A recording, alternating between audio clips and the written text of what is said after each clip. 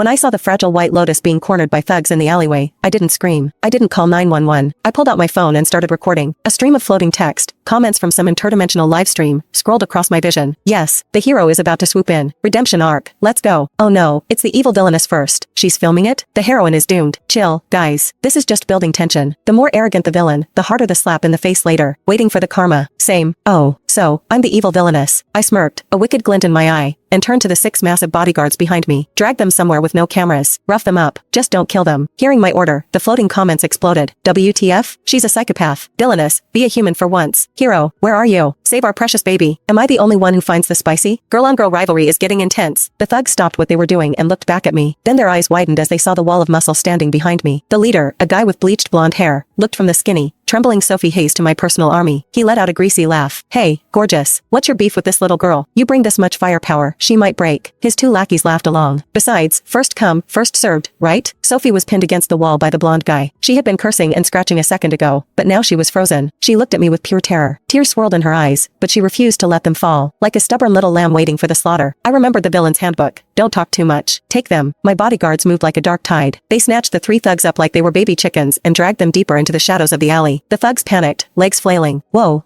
what the hell? Check your eyes, man. I'm a dude. That's not a fair fight. Let go. My guards, trained professionals, clamped hands over their mouths and chuckled darkly. Heh, we love dudes. The alley fell silent. Only the wind whistled through, messing up Sophie's hair. The floating comments were stunned. The screen was filled with WTF. Sophie was stunned, too. Sophie's school uniform was torn, exposing a shoulder so thin it looked brittle. Her face was scraped, and her nose was bleeding. She slumped to the ground, looking at me blankly. I took off my blazer and handed it to her. Put this on. She took it, and suddenly, the tears she'd been holding back started falling. Plip, plop. Her body shook uncontrollably. It was the tremors of surviving a disaster. I knew that shaking well. Vivian, thank you. She lowered her head, exposing her delicate neck, shoulders heaving with sobs. Even under the jacket, her shoulder blades poked out sharply. I reached out, wanting to pat her shoulder, but I really hate physical contact. So, I dropped my hand. The comments returned. Boo-hoo, baby don't cry. My heart is breaking. No, cry harder. The hero will be here any second. Tears are a woman's best weapon. Bunch of idiots. I lowered my eyes and organized my thoughts. This world was a classic cliché romance novel. The heroine, Sophie Hayes, was the fragile White Lotus, born to suffer, destined to be tough. The hero, Gavin Pierce, was the savior CEO type. He exists to save her from the fires of hell. And I, Vivian Sterling, am the designated villainess, the calamity creator, the professional stumbling block. Because of my meddling, the hero would misunderstand the heroine, she'd suffer miscarriages and trauma, and he'd eventually grovel for forgiveness. They'd get a happily ever after. My ending? Bankruptcy, family ruin, and a permanent room in a psych ward. Okay, cool. So the guy takes 0 losses, right? Thinking of this, I handed my phone to Sophie. I recorded the evidence. Do you want to? Before I could finish, a low roar filled with rage erupted behind me. Vivian Sterling, gritting teeth